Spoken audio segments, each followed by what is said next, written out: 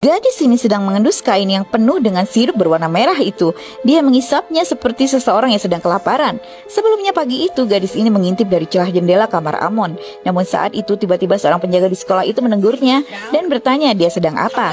Tiba-tiba Amon sudah berada di depan pintu kamarnya dengan wajah dingin. Lalu bergegas akan pergi ketika Dao segera menahannya dan mengajaknya untuk bicara.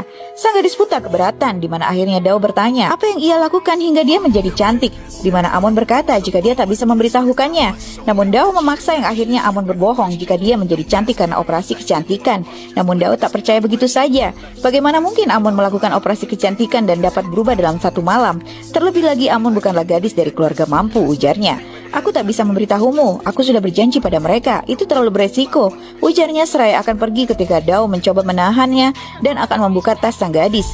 Kau menyimpan sesuatu di sini, beritahu aku, ucapnya kalut. Dan sang gadis pun menarik paksa tasnya yang dipegang oleh Dao, hingga membuat kuku gadis itu terluka. Dao pun mengerang kesakitan, dia benar-benar sakit hati pada Amon. Saat malam, Amon masuk ke dalam kamarnya di mana dia merasa sangat lapar. Dan tak lama, gadis itu pun sudah duduk di depan mejanya seraya memegang sesuatu. Dia pun mulai mengisap kain merah itu, lalu kembali mengambil kain merah lainnya dari kotak sampah itu.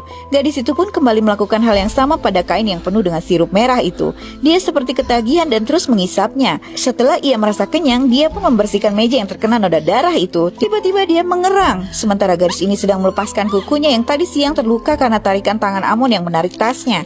Dia sangat geram. Guru asramanya meminta maaf pada sang ibu jika mereka harus pulang terlambat karena apa yang dialami Dao. Sang ibu terlihat santuy, lalu berkata pada putrinya jika dia akan pergi ke mall karena akan membeli alas bedak dan serum, dan bertanya apakah sang putri mau ikut bersamanya, di mana gadis itu tak menggubrisnya seraya berlari keluar.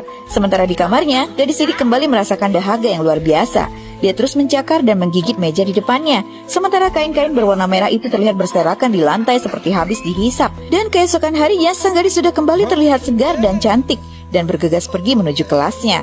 Di mana di satu ruangan di sekolah itu, Dao sedang melakukan pemotretan. Gadis itu berpose dengan senyuman manisnya. Dia terlihat sangat senang dan bangga dengan dirinya.